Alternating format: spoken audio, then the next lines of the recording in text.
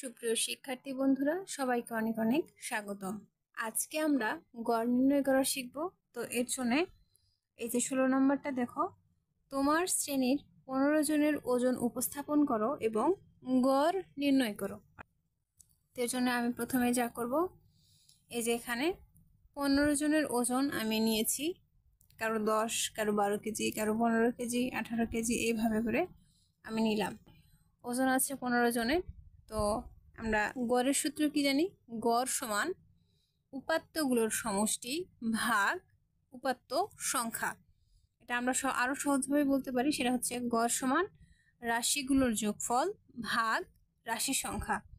এই প্রত্যেকটা জিনিসটা হচ্ছে রাশির সংখ্যা, আর এগুলো সবগুলো যদি আমরা যোগ করি তাহলে হয় রাশির যোগফল।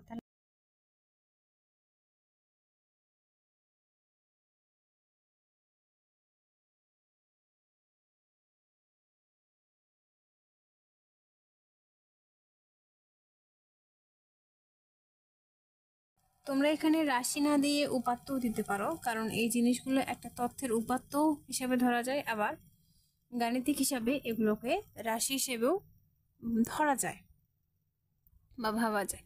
তো এরপর আমরা এই প্রত্যেকটা সংখ্যা একটার সাথে একটা যোগ করে সবগুলা যোগ করে নেব। তো আমি যোগ করে নিলাম।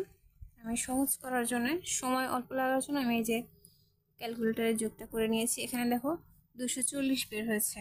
এই রাশিগুলো সবগুলো যোগ করে বের হয়েছে 240। আর রাশি সংখ্যা আমরা শুরুতেই জানি 15 জন, কারণ প্রশ্নে লেখা ছিল তোমার শ্রেণীর 15 জনের ওজন উপস্থাপন করো।